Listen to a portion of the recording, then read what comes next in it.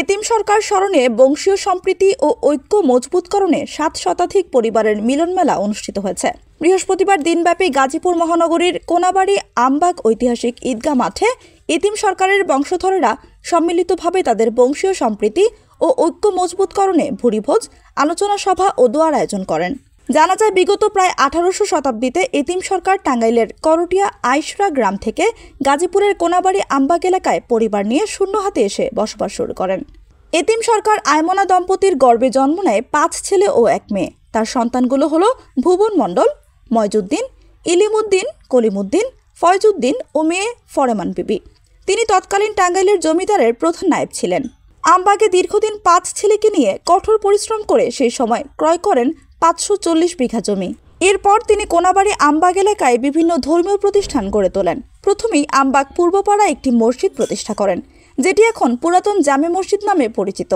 1949 সালে তার চতুর্থ ছেলে কলিমুদ্দিন মুন্সি ঐতিহাসিক আমবাগ ঈদগাহ মাঠের জন্য 100% জমি ওয়াকফ করে দেন।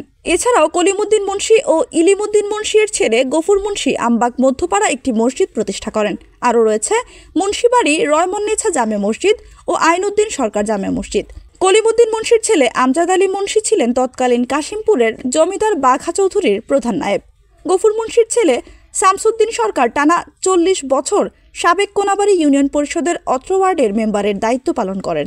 এতিম সরকার স্মরণে আলোচনা সভা, দোয়া মাহফিল ও ভুরিভোজে 741 পরিবারের 1500 আত্মীয় স্বজন এতে অংশগ্রহণ করে।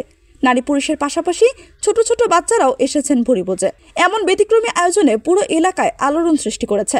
আব্দুল কুদ্দুস নামে এক প্রতিবেশী বলেন, নিজ পরিবারের মধ্যে এমন মিলন মেলার আয়োজন আমি আগে কখনো দেখিনি। নিজেদের মধ্যে এই ঐক্য যে কোনো পরিবারের জন্য বড় একটি শক্তি। আমরা এখানে উপস্থিত হয়েছি। আজকের অনুষ্ঠানের মুখ্য বিষয় হলো আমাদের এতিম সরকারটা বংশটা অনেক বড়। আমরা আগামীতে সবার সাথে মিলেমিশে জানি বসবাস করতে পারি, সবার সুখে দুঃখে জানে সবাই শরিক হতে পারি। এই জন্য আজকের এই অনুষ্ঠান। বিশেষ করে অনেক সময় আমাদের জমি জমা সংক্রান্ত আছে, তারপরে মামলা মোকদ্দমা যাতে আমাদের বংশের লোক করতে না পারে, এই ব্যাপারে আমরা সবাই মিলেমিশে যারা আমরা এতিম সরকার বংশধর আছি সবাই মিলে আমরা সমস্যার সমাধান করব ইনশাল্লাহ। আমবাগের সর্ববৃহৎ বংশধর আমরা সবাই একসাথে হয়েছি এতিম সরকার ফাউন্ডেশনের ব্যানারে।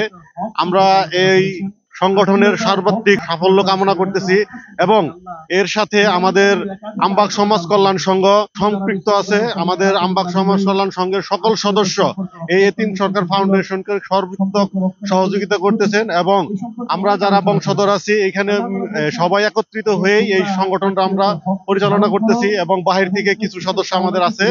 আমরা চাবো ভবিষ্যতে যেন এতিম সরকারের ফাউন্ডেশনের ধারা দরিদ্র এবং যারা গরিব আছে তাদেরকে সাহায্য সহযোগিতা করার জন্য, যাদের লেখাপড়ার সমস্যা তাদেরকে আমরা আর্থিকভাবে সহায়তা করব বা লেখাপড়ায় কিভাবে সাফল্য অর্জিত করা যায় আমরা সেই চেষ্টা করব।